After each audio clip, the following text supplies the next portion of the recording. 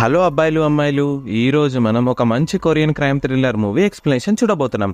ఒక లాయర్ మొండిగా ఎప్పుడూ క్రిమినల్స్ ని కొడుతూ అన్యాయాన్ని ఎదుర్కొంటూ ఉంటాడు. ఇతని బిహేవియర్ వల్ల పై ఆఫీసర్స్ కి ఇబ్బంది ఎదురవుతుంది. సో ఇక ఇన్వెస్టిగేషన్ టైంలో ఆ ఆఫీసర్సే ఒక సస్పెక్ట్ ని చంపేసి ఈ లాయర్ మీద ఆ నేరం మోపుతారు. అసలు ఈ హత్యకి కారణం ఏంటి, తప్పుడు కేసులో జైలుకి వెళ్లిన లాయర్ ఎలా బయటపడ్డాడు అనేది మిగతా కథ. ఏ వయలెంట్ ప్రాసిక్యూటర్ మూవీ 2016లో రిలీజ్ అయిన క్రైమ్ థ్రిల్లర్.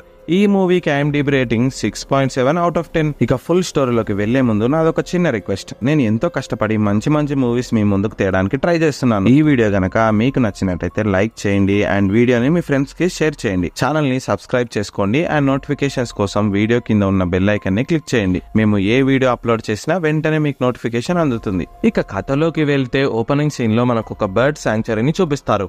ముందుగా మనం బర్డ్ శాంక్చురీ అంటే ఏంటో విందాం. కొన్ని పక్షులు వలస కోసం ఎగురుతూ వచ్చి ఈ శాంక్చురీ అనే ప్రదేశంలో సేద తీరుతాయి. ఇది బర్డ్ శాంక్చురీ అంటే.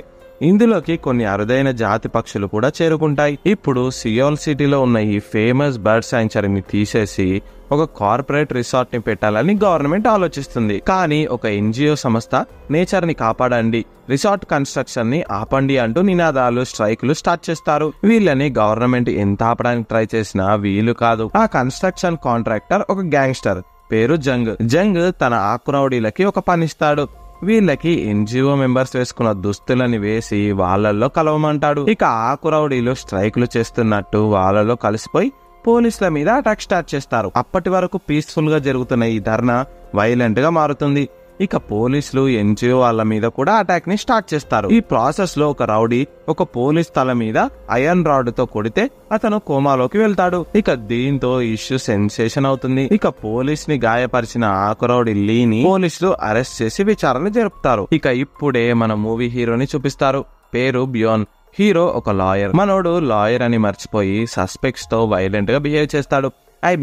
లాయర్ పని చేయకుండా పోలీస్ పని చేస్తుంటాడు. సస్పెక్ట్స్ ని కోపం వస్తే పిచ్చ కొట్టుడు కొడతాడు. ఇక పోలీసులు జంగ్ ని పిలిచి ఇంట్రాగేషన్ చేస్తారు. నువ్వు కొందరు రౌడీలకి పైసలు ఇచ్చి NGO మెంబర్స్ లో వాళ్ళను కలిపేసి వైలెన్స్ ని స్టార్ట్ చేయమన్నావంట కదా అని పోలీస్ అంటాడు. ఇక అప్పుడే హీరో అక్కడికి వచ్చి జంగ్ ని కొడతాడు. కాసేపు ఆగితే పోలీస్ ని కొట్టిన లీ వస్తాడు. ఆగు, వాడు నిజం చెప్తాడు, అప్పుడు నీకుంటదని జంగ్ కి హీరో వార్నింగ్ ఇస్తాడు. నాతో పెట్టుకున్నావు కదా, చూసుకో ఇక అని జంగ్ చెప్పి వెళ్ళిపోతాడు. కట్ చేస్తే డెప్యూటీ ప్రాసిక్యూటర్ అయిన ని చూపిస్తారు. ఇతనికి పీపుల్స్ పార్టీ నుండి కంగ్ అనే ఒక పొలిటీషియన్ కాల్ చేసి, ఏంది మీ లాయర్ బ్యోన్ రెచ్చిపోతున్నాడంట, జంగ్ నాకు కావాల్సిన వ్యక్తి, వాడిని కొట్టాడంట, వాడిని నువ్వు ఏదో ఒకటి చేయకపోతే బాగోదు చెప్తున్నా అని వార్నింగ్ ఇస్తాడు. ఇక ఇప్పుడే డెప్యూటీ ప్రాసిక్యూటర్ వెంటనే హీరోని ఆపకుంటే ఇంకా ఇష్యూ పెద్దగా అయ్యే ఛాన్స్ ఉందని ఆలోచిస్తాడు. వెంటనే హీరోని పిలిచి, కొద్దిగా నువ్వు దూకుడు తగ్గించు, మనం సస్పెక్ట్స్ ని కొట్టకూడదు, దానికి పోలీసులు ఉన్నారని తిడతాడు. లీ కేస్ ని యంగ్ లాయర్ కి మారుస్తున్నా, నువ్వు లైట్ తీసుకో అని హీరోతో అంటాడు. అయినా సరే హీరో వినడు. ఇక హీరో మళ్ళీ పోలీస్ స్టేషన్ కి వెళ్లి లీని ఇంట్రాగేట్ చేద్దాం అనుకుంటాడు. కానీ పోలీసులు నుండి, సారీ సార్, ఈ కేస్ ని యంగ్ లాయర్ కి అప్పచెప్పారంటే హీరో వినడు. మీరు బయటికి వెళ్ళండి, నేను చూసుకుంటా అని హీరో వాళ్ళని ఫోర్స్ చేసి మరి బయటికి పంపించేస్తాడు. ఇక లీని హీరో పిచ్చ కొట్టుడు కొడతాడు. నేను హైర్ చేసుకున్న గ్యాంగ్స్టర్ పేరును చెప్పు, లేకుంటే చంపేస్తా అంటాడు. ఈ ప్రాసెస్ లోనే లీకి ఆస్తమా ఉందని తెలుస్తుంది. మాటి మాటికి లీ ఇన్హేలర్ వాడటం హీరో గమనిస్తాడు. ఇక లీ ఉండి, సార్, బర్డ్ శాంక్చురీలోని పక్షులు 15 రోజుల పాటు ఎగిరి రెస్ట్ కోసం, తిండి కోసం ఇక్కడికి వస్తాయి. నేను రౌడీని కాదు, నేను నేచర్ లవర్ని, పొరపాటులో పోలీస్ ని కొట్టినా అని అంటాడు. ఇక హీరో ఇప్పుడు లీ షర్ట్ ని విప్పుతాడు. బాడీ మొత్తం టాటూస్ ఉంటాయి. ఇక దీంతో లీ జంగ్ దగ్గర పనిచేసే ఒక ఆకు రౌడీ అని కన్ఫర్మ్ అవుతుంది. కట్ చేస్తే నెక్స్ట్ డే మార్నింగ్ హీరో వద్దకు యంగ్ లాయర్ వచ్చి, నేను డీల్ చేసే కేసులో నువ్వెందుకు ఇన్వాల్వ్ అవుతున్నావు అని తిడతాడు. ఇక హీరో మళ్ళీ లీ వద్దకు ఇంట్రాగేషన్ చేయడానికి వెళ్తాడు. కానీ లీ చనిపోయి ఉంటాడు. ఇప్పుడే హీరోకి మైండ్ బ్లాక్ అయిపోతుంది. నిన్న రాత్రి అతని ఇంట్రాగేషన్ కంప్లీట్ చేసి వెళ్లిపోయేటప్పుడు లీ బాగానే ఉన్నాడు, కానీ ఇప్పుడు ఎలా చనిపోయాడో అర్థం కాదు. ఇక హీరో టార్చర్ చేయడం వల్లే లీ చనిపోయాడని పోలీసులు హీరోని అరెస్ట్ చేస్తారు. అతనికి ఆస్తమా ఉంది, అందుకే చనిపోయి ఉంటాడని హీరో కోర్టులో చెప్తాడు. కానీ గ్యాంగ్స్టర్ జంగ్ ఇంకా పొలిటికల్ లీడర్ కంగ్ పోలీసులకి లంచం ఇచ్చి ఫేక్ విట్నెసెస్ ని ప్రవేశపెడతారు. ముందుగా హీరోకి ఎంత వద్దు అని చెప్తున్నా తిట్టి బయటికి పంపించబడ్డ పోలీస్ జాన్ సాక్ష్యం చెప్తాడు. మేము ఎంత చెప్తున్నా కూడా వినకుండా హీరో లీని హార్ష్ గా ట్రీట్ చేసి చంపేశాడని వాళ్ళు చెప్తారు. నెక్స్ట్ ఇక గ్యాంగ్స్టర్ జంగ్ రౌడీలో ఒకడు వచ్చి లీకి ఆస్తమానే లేదని అబద్ధపు సాక్ష్యం చెప్తాడు. ఇక దీంతో హీరోకి 15 ఏళ్ల జైలు శిక్ష పడుతుంది. జైలుకి వెళ్లిన హీరోని ఒక సెల్లో పడేస్తారు. హీరో దరిద్రం ఏంటంటే ఆ సెల్లోనే హీరో ఇంతకు ముందు డీల్ చేసిన కేసులో జైలుకి పంపించబడ్డ క్రిమినల్ ఉంటాడు. ఇక వీడు వాడి ఫ్రెండ్స్ తో కలిసి హీరోని ఒక్కడిని చేసి కుళ్ళపొడి చేస్తాడు. హీరో గాయాలతో నీరసించిపోతాడు. ఇక వాళ్ళందరూ హీరోతో అన్ని పనులు చేపించుకుంటారు. హీరో తన మీద ఉన్న కేసు కోసం మళ్ళీ ఒక రీట్రయల్ ని అప్లై చేస్తాడు. కానీ దానికి జడ్జ్ అప్రూవల్ ఇవ్వరు. కట్ చేస్తే 2 రోజుల తర్వాత జైలుకి డెప్యూటీ ప్రాసిక్యూటర్ వస్తాడు. నేను నీ మంచి కోసం చెప్తున్నా, నా మాట విని నువ్వే ఆ హత్య చేశావని ఒప్పుకో. శిక్ష తగ్గి 5 ఏళ్ళు అవుతుంది. తర్వాత కొన్ని రోజులకి బెయిల్ మీద నేను బయట పడేస్తా, దానికి నేను హామీ ఇస్తున్నా అని హీరోతో అంటాడు. ఇక హీరో తన గురువైన మాటలు నమ్మి కోర్టుకి హాజరవుతాడు. హీరో తనే హత్య చేసినట్టు ఒప్పుకుంటాడు. కానీ ఇలాగే తప్పులు చేసి నేరాన్ని ఒప్పుకుంటే శిక్ష తగ్గుతుందనే నెపంతో చాలా మంది ఇన్స్పైర్ అయి హత్యలు చేసే ఛాన్స్ ఉంది. సో ఆ తప్పు జరగకుండా ఇతనికి 15 ఏళ్ల కఠిన కారాగార శిక్షని విధిస్తున్నట్టు మళ్ళీ జడ్జి తీర్పునిస్తాడు.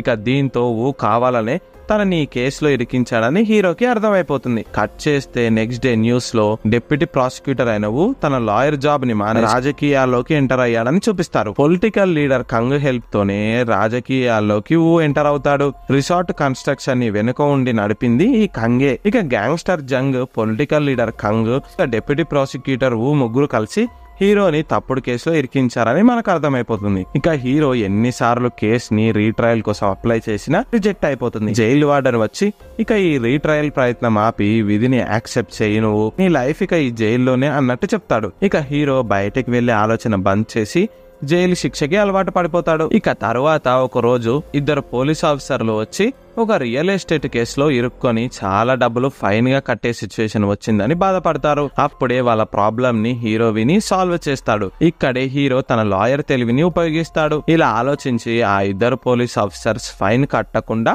వాళ్ళ మనీని సేవ్ చేస్తాడు హీరో. ఇలా హీరో ఆ జైల్లో ఉన్న వార్డెన్ కి, పోలీసులకి, ఇంకా తోటి క్రిమినల్స్ కి సివిల్ ప్రాబ్లమ్స్ లో హెల్ప్ చేస్తూ ఉంటాడు. హీరో మీద వాళ్ళకి ఇంకా రెస్పెక్ట్ పెరిగి హీరోని మంచిగా ట్రీట్ చేస్తుంటారు. కట్ చేస్తే ఇలాగా ఇక 5 ఏళ్లు గడుస్తాయి. అప్పుడే జైల్లోకి ఫ్రాడ్లు చేసి పోలీసులకు దొరికిపోయిన చీవోన్ వస్తాడు.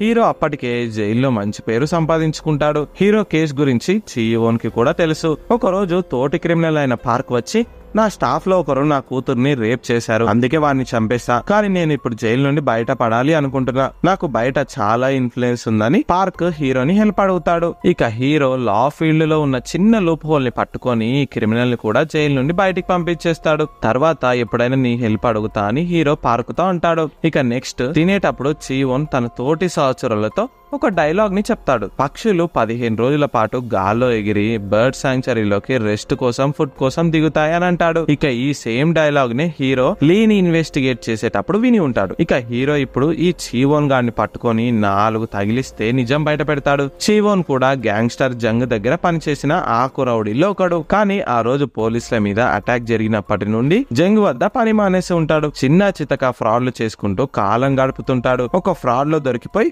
జైలుకు వచ్చుంటాడు. ఇక ఇది విన్న హీరోకి ఒక ఆలోచన తడుతుంది. తను లీ హత్య కేసులో అన్యాయంగా ఇరుక్కున్నా అని తన ఫుల్ స్టోరీని చీవోన్ కి చెప్తాడు. చీవోన్ చేసిన ఫ్రాడ్ కేసుని హీరో సాల్వ్ చేసి జైలు నుండి బయట పడేస్తే చీవోన్ బయటికి వెళ్లి హీరోకి హెల్ప్ చేస్తాడు. ఇద్దరు ఈ డీల్ ని సెట్ చేసుకుంటారు. హీరో ఇక తన కేసు గురించి డీటెయిల్స్ మొత్తం చీవోన్ కి షేర్ చేస్తాడు. తనని జైలుకి పట్టించిన అందరి బ్యాక్ స్టోరీస్ ని చీవోన్ కి వివరిస్తాడు. ఒక సంతకాన్ని హీరో చీవోన్ తో ప్రాక్టీస్ చేపిస్తాడు. ఇక మొత్తానికి హీరో చీవోన్ కి చిన్నపాటి క్రాష్ కోర్స్ ని నేర్పిస్తాడు. ఈ ప్రాసెస్ లో ఇద్దరు మంచి ఫ్రెండ్స్ అవుతారు. చీవోన్ కేసులో ఉన్న మెలికల్ని హీరో తొలగించి అతన్ని జైలు నుండి రిలీజ్ చేయిస్తాడు. తర్వాత చీవోన్ బయటికి వెళ్లి ఇమ్మీడియట్ గా హీరో కేసు మీద వర్క్ స్టార్ట్ చేస్తాడు. ఎలాగో చీవోన్ గ్యాంగ్స్టార్ జంగ్ వద్ద పనిచేసే రౌడీలకు ఫ్రెండే. హీరో కేసులో తప్పుడు సాక్ష్యం చెప్పిన గుండెగాడి దగ్గరికి చీవోన్ ఇప్పుడు వెళ్తాడు. వానికి కొంచెం మందు తాగిపించి మెల్లిగా చనిపోయిన లీ గురించి కూపి లాగుతాడు. లీకి ఆస్తమా ఉంది, కానీ మన బాస్ లేదు అని చెప్పమన్నాడు. ఉన్నాడు, అందుకే చెప్పా.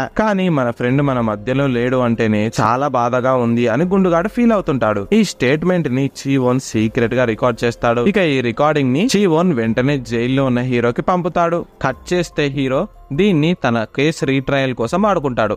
మొత్తం లెటర్ లో రాసి ఈ రికార్డింగ్ ని జడ్జికి పోస్ట్ చేస్తాడు. హీరో రీట్రయల్ కోసం అపీల్ చేస్తున్నాడని గ్యాంగ్స్టర్ జంగ్ కి ఇంకా ఊకి తెలిసిపోతుంది. లీ చావు గురించి నిజం చెప్పిన గుండుగాడిని జంగ్ చావబాది హాస్పిటల్లో పడేస్తాడు. ఇక గుండుగాడి సిచ్యువేషన్ ని చీవోన్ చూసి భయపడతాడు. నువ్వు నన్ను జైలు నుండి రిలీజ్ చేపించావు, నేను నీకు రికార్డింగ్ పంపిన, సరిపోయింది, ఇక నీకు నాకు ఏ సంబంధం లేదని హీరోకి చీవోన్ కాల్ చేసి చెప్తాడు. కట్ చేస్తే చీవోన్ తన గర్ల్ ఫ్రెండ్ ఇంటికి వెళ్తాడు.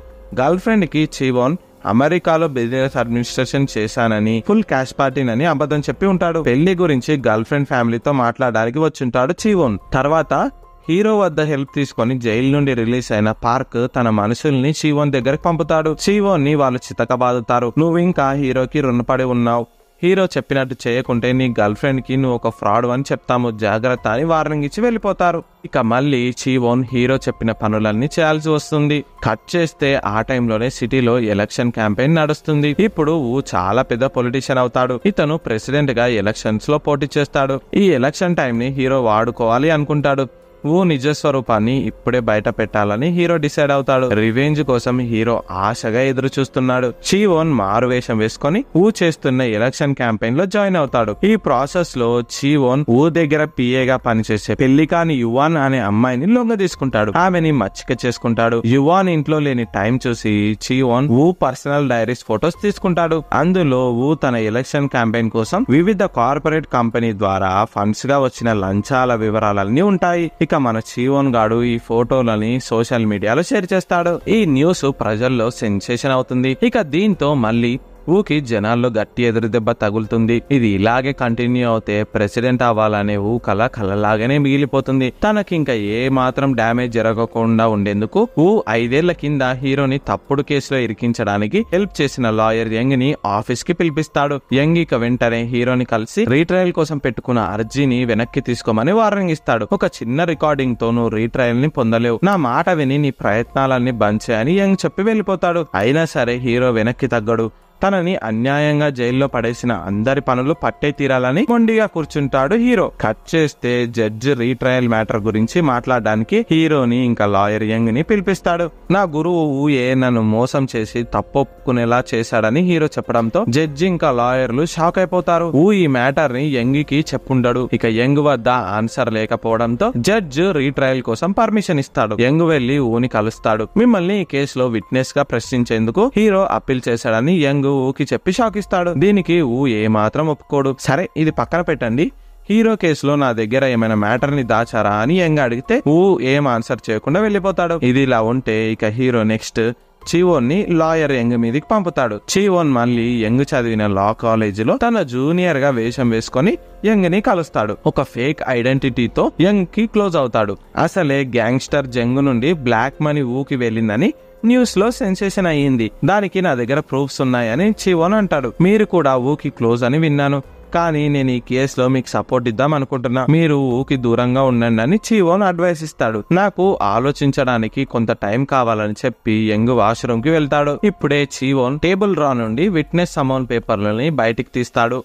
ని హీరో కేసులో విట్నెస్ గా ప్రశ్నించేందుకు కోర్టులో హాజరు కావాలని చెప్పి చీవోన్ యంగ్ లాగా సంతకాన్ని ఫామ్ మీద పెడతాడు. ఈ సంతకాన్ని జైల్లో ఉన్నప్పుడు హీరో చీవోన్ కి నేర్పించి ఉంటాడు. కట్ చేస్తే ఈ సమాన్ ని యంగ్ కి తెలియకుండా తన పిఏకిచ్చి పోస్ట్ చేపిస్తాడు. ఇక ఈ మ్యాటర్ యంగ్ కి తెలిసే లోపే అక్కడి నుండి చీవోన్ పరారవుతాడు. కానీ చీవోన్ ని ఇంతకు ముందు ఇతని చేత మోసానికి గురైన పిఏ యువాన్ చూసి గుర్తుపడుతుంది. ఈమె వెంటనే జంగ్ కి ఇన్ఫర్మేషన్ ఇస్తుంది. జంగ్ అతని రౌడీలతో చీవోన్ ని ఫాలో చేసి పట్టుకుంటాడు. తన దగ్గర నుండి తీసుకున్న లంచం వివరాలని స్ప్రెడ్ చేయడం, ఇంకా హీరో కేసు రీట్రయల్ అప్పీల్ కి రావడానికి కారణమైన చీవోన్ ని చంపేయాలని జంగ్ ఆవేశంలో కత్తిని తీస్తాడు. ఆ టైంలోనే పోలీసులు జంగ్ గోడౌన్ ని రైడ్ చేస్తారు. జంగ్ ఇల్లీగల్ గా డ్రగ్స్ ని ఇంకా బ్లాక్ మనీ ని తయారు చేస్తున్నాడని ఇన్ఫర్మేషన్ వచ్చుంటుంది. ఈ ఇన్ఫర్మేషన్ ని లాయర్ యంగే పోలీసులకు ఇచ్చుంటాడు. ఇందాక దొంగతనంగా చీవోన్ తన సంతకాన్ని పెట్టడం యంగ్ కి తెలిసిపోతుంది. ఇంకా హీరో నిజంగా ఏ తప్పు చేయలేదని యంగ్ మంచోడిలాగా మారుతాడు. ప్లస్ చాలా విషయాలని యంగ్ వద్ద దాచాడు. అందుకే ఇక డౌన్ ఫాల్ ని యంగ్ ముందే గెస్ట్ చేసి ఇప్పుడు గ్యాంగ్స్టర్ జంగ్ ని అరెస్ట్ చేపిస్తాడు. ఇప్పుడు ఇక యంగ్ చివోన్లు కలిసి హీరో కేసు మీద రీవర్క్ స్టార్ట్ చేస్తారు. తర్వాత కి విట్నెసెస్ గా సమోన్లు అందుతాయి. కోపంతో యంగ్ దగ్గరికి వచ్చి వార్నింగ్ ఇచ్చి వెళ్ళిపోతాడు. అంటే ఇప్పుడు ఇక యంగ్ పూర్తిగా హీరోకి సపోర్ట్ చేస్తాడు. కట్ చేస్తే జైలుకి వెళ్లి హీరోని కలుస్తాడు. ఇగో నువ్వు అప్పీల్ చేసిన రీట్రయల్ ని వెనక్కి తీసేసుకో, నా మాట విను. ఎలక్షన్స్ అయిపోయిన వెంటనే ఎలక్షన్స్ అయిపోయిన వెంటనే ఇండిపెండెన్స్ డేకి నిన్ను సత్ప్రవర్తన కింద రిలీజ్ చేపిస్తా అంటాడు. నో, నేను అలా చేస్తే బియాన్ ఎందుకు అవుతా, కోర్టులోనే తెలుసుకుందామని హీరో కి చెప్తాడు. ఇక మరుసటి రోజే కోర్టు హియరింగ్ డే.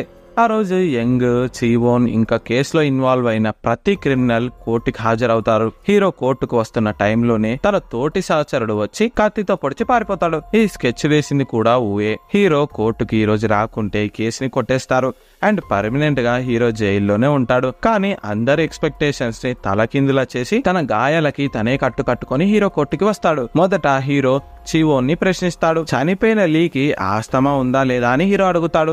దానికి చివోన్ పక్కా లీకి ఆస్తమా ఉంది, కానీ గ్యాంగ్స్టర్ జంగ్ అతని చేత గొడ్డులాగా కష్టం చేపించేవాడు. లీ ఎప్పుడు ఒక ఇన్హేలర్ ని పట్టుకుని ఉండేవాడు, అది లేకుంటే లీ అరగంట కూడా బ్రతకలేడని ఆన్సర్ చేస్తాడు. అండ్ ఇంకా గ్యాంగ్స్టర్ జంగ్ నుండే నేను చాలా డబ్బాలలో క్యాష్ ని పార్టీ ఆఫీస్ కి తీసుకెళ్లా అంటాడు. దానికి ప్రూఫ్స్ ఏమైనా ఉంటే చూపి అని జడ్జి అడుగుతాడు. ఇక చీవోన్ 2 ఫొటోస్ ని డిస్ప్లేలో వేస్తాడు. ఒక ఫోటో ఏమో జంగ్ చేపించిన గొడవలో దిగిన సెల్ఫీ అండ్ ఇంకోటి ఊతో కలిసి దిగిన సెల్ఫీ.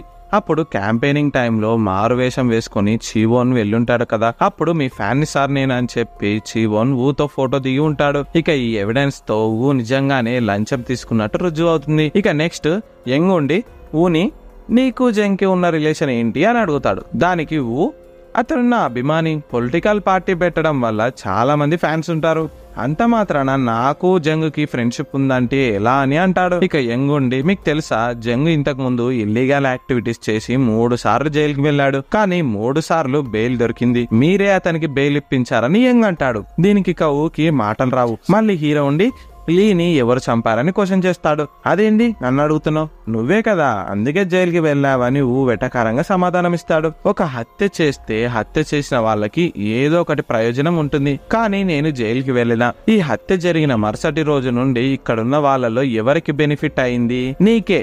లీ చనిపోయిన మరుక్షణం నుండి నువ్వు ప్రాసిక్యూటర్ గా జాబ్ మానేసి పాలిటిక్స్ లోకి ఎంటర్ అయ్యావు. ఎలక్షన్స్ క్యాంపెయినింగ్ కి నీకు జంగే డబ్బుని లంచంగా ఇచ్చాడు. 100% ఊకే హత్య ద్వారా ప్రయోజనం కలిగిందని హీరో జడ్జికి వివరిస్తాడు. ఇప్పుడే ఉండి నేనే హత్య చేసిన అని ప్రూఫ్ చూపించాలని అడుగుతాడు. అప్పుడే కోర్టుకి బిగినింగ్ లో హీరో చేత ఇంటరాగేషన్ రూమ్ నుండి వెళ్లిపోయిన పోలీస్ జాన్ వస్తాడు. అతను ఒక టేప్ రికార్డర్ ని చీవోన్ కి ఇస్తాడు. ఇప్పుడే మళ్ళీ హీరో ఉండి చీవోన్ ఫ్రెండే లీకి ఆస్తమా ఉందని చెప్పేశాడు. అతను ఎప్పుడు ఇన్హేలర్ క్యారీ చేయడం మర్చిపోడు. మరి పోస్ట్ మార్టం రిపోర్ట్ లో లీ థింగ్స్ తో పాటు ఇన్హేలర్ కూడా ఉండాలి కదా, కానీ లిస్ట్ లో ఇన్హేలర్ ని యాడ్ చేయలేదు. ఇన్హేలర్ ని ఎవరైతే మిస్ చేశారో వాళ్ళే ఈ హత్య చేసినట్టు లెక్క అని హీరో అంటాడు. అప్పుడే చీవోన్ పోలీస్ జాన్ తనకు అందజేసిన టేప్ రికార్డర్ ని హీరోకి ఇస్తాడు. ఆ టేప్ ని ప్లే చేసి చూస్తారు. అందులో పొలిటికల్ లీడర్ అయిన కంగుతో లీ హత్య అనంతరం ఇన్హేలర్ దాచిపెట్టిన మ్యాటర్ చెప్పడం ఉంటుంది. తర్వాత ఉండి నువ్వు చూపించేదంతా బోగస్, నువ్వు మాట్లాడేవంతా అబద్ధం అంటాడు. అప్పుడే హీరో ఇన్హేలర్ ని తీసి ఇదే లీ ఇన్హేలర్ అని చూపిస్తాడు. ఇది ఒరిజినల్ ది కాదు, ఫేక్ అని పొరపాటున అనేస్తాడు. ఇంకేముంది అడ్డంగా బుక్ అయ్యాడు. ఇది ఒరిజినల్ కాదు ఫేక్ దాని నీకెలా తెలుసు అని హీరో ని క్వశ్చన్ చేస్తాడు. ఇక మళ్ళీ హీరో టేప్ లో ఉన్న మిగతా మాటల్ని ప్లే చేస్తాడు. నేను లీ ఇన్హేలర్ ని రివర్ లో పడేసా అని చెప్తున్న మాటలు అందులో ఉంటాయి. ఇక దీంతో లీకి ఊపిరాడకుండా ఇన్హేలర్ ని లాగేసుకుని లీ హత్యకు కారణమయ్యాడని రుజువు అవుతుంది. ఇక జడ్జి మీద హత్య కేసు ఇంకా ఎవిడెన్స్ ని తారుమారు చేసిన కేసులు పెట్టి జైలుకి పంపించేస్తాడు. తర్వాత జడ్జి ఉండి ఇంకా నువ్వు కోర్టుకి ఏమైనా చెప్పాలనుకుంటున్నావా అని హీరోని క్వశ్చన్ చేస్తాడు. అప్పుడే హీరో మాట్లాడుతూ నేను జీవితంలో క్రిమినల్స్ పట్టుకోవాలని చాలా రూడ్ గా వైలెంట్ గా బిహేవ్ చేసేవాడిని, దానికి పనిష్మెంట్ గా ఈ 5 ఏళ్ల జైలు శిక్ష సరిపోతుంది అనుకుంటున్నాను, ప్లీజ్ నన్ను రిలీజ్ చేసి సమాజంలోకి వెళ్ళనివ్వండి అని తన రిక్వెస్ట్ ని పెట్టుకుంటాడు. ఇక తప్పుడు కేసులో హీరోని ఇరికించినందుకు అందరి తరపు నుండి జడ్జి క్షమాపణ చెప్తాడు. ఇక హీరో జైలు నుండి రిలీజ్ అయి బయటకు వస్తాడు. హీరోని పికప్ చేసుకోవడానికి చీవోన్ వస్తాడు. చీవోన్ ఉండి మనకు మంచి డీల్ వచ్చింది చేద్దామా అంటాడు. హీరో అప్పుడే నేను మంచోడిగా మారాను, మంచి పనులే చేస్తా అంటాడు. ఇక్కడే మూవీ ఎండ్ అవుతుంది. హీరోకి చీవోన్ పరిచయం అవ్వకుండా ఉంటే ఎప్పటికీ హీరో జైలు నుండి బయటపడేవాడు కాదు. చీవోన్ లాంటి ఫ్రెండ్ మీకు కూడా ఉంటే కామెంట్ చేయండి. ఈ వీడియో కనుక మీకు నచ్చినట్టయితే వీడియోని లైక్ చేయండి, షేర్ చేయండి. ఛానల్ని ఎవరైతే సబ్స్క్రైబ్ చేయలేదో సబ్స్క్రైబ్ చేయండి అండ్ మాకు సపోర్ట్ చేస్తూ ఉండండి. Thank you.